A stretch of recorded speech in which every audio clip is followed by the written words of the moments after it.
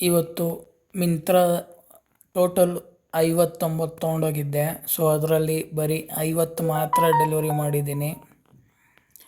ಇವತ್ತು ಮತ್ತು Amazon 43 deliveries complete ಮಾಡಿದ್ದೀನಿ. ಟೋಟಲ್ ಬಂದ್ಬಿಟ್ಟು ಎಷ್ಟು 50 ಬಂದು ಮಿಂತ್ರ ಮಾಡಿದ್ದೀನಿ, 43 ಬಂದ್ಬಿಟ್ಟು ಅಮೆಝಾನ್ ಮಾಡಿದ್ದೀನಿ. ಟೋಟಲ್ ಬಂದ್ಬಿಟ್ಟು 93 ಮಾಡಿದ್ದೀನಿ ಟೋಟಲು.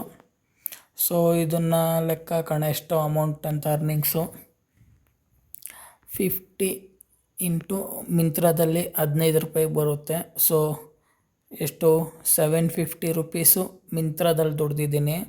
ಮತ್ತು ಅಮೆಝಾನಲ್ಲಿ 19 ರುಪೀಸ್ ಕೊಡ್ತಾರೆ. ಎಷ್ಟು ಮಾಡಿದ್ದೀನಿ, 43 ಶಿಪ್ಮೆಂಟ್ ಮಾಡಿದ್ದೀನಿ. 43 ಇಂಟು 19 ಹಾಕಿದ್ರೆ 817 ರೂಪಾಯಿ ಅಮೆಝಾನಲ್ಲಿ ಮಾಡಿದ್ದೀನಿ. ಸೊ ಎರಡು ಲೆಕ್ಕ ಹಾಕೋಣ. 817 ಅಮೆಝಾನಲ್ಲಿ ಮಾಡಿದ್ದೀನಿ, ಪ್ಲಸ್ಸು 750 ಮಿಂತ್ರದಲ್ಲಿ ಮಾಡಿದ್ದೀನಿ. ಟೋಟಲ್ ಎರಡೂರಲ್ಲಿ ಲೆಕ್ಕ ಹಾಕಿದ್ರೆ 1567 ರೂಪಾಯಿ ಇವತ್ತು ನಂದು ಟೋಟಲ್ ಆ್ಯಕ್ಟಿವ್ ಇನ್ಕಮ್ ಆಗಿದೆ. ಇದು ಟೋಟಲ್ ಆ್ಯಕ್ಟಿವ್ ಇನ್ಕಮ್ ಇವತ್ತು ನಂದು 1567 ರೂಪಾಯಿ. ಓಕೆ, ಇನ್ನು ಮಾರ್ಕೆಟ್ದು ಹೇಳೋದಾದರೆ 313 ರೂಪಾಯಿ ಬಂದಿದೆ ಮಾರ್ಕೆಟಿಂದ. ಸೊ ಇವತ್ತು ಮಾರ್ಕೆಟ್ ನೋಡಿ 91 ಪಾಯಿಂಟ್ಸ್ ಅಪ್ ಮೂವ್ ಆಗಿದೆ. ಬ್ಯಾಂಕ್ ನಿಫ್ಟಿ ಜಾಸ್ತಿ ಮೂವ್ ಆಗಿದೆ ನಿಫ್ಟಿಗಿಂತ. 300 ಪಾಯಿಂಟ್ಸ್ ಬ್ಯಾಂಕ್ ನಿಫ್ಟಿ ಮೂವ್ ಆಗಿದೆ. ನಿಫ್ಟಿ 91 ಪಾಯಿಂಟ್ಸ್ ಮೂವ್ ಆಗಿದೆ.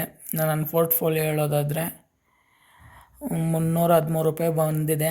ಓಕೆ, ಓವರಾಲಾಗಿ ನಾನು ಮಾಡಿರೋ ಈ ಇನ್ವೆಸ್ಟ್ಮೆಂಟ್ ಅಮೌಂಟ್ಗೆ ರಿಟರ್ನ್ಸು 5671 ರೂಪಾಯಿ.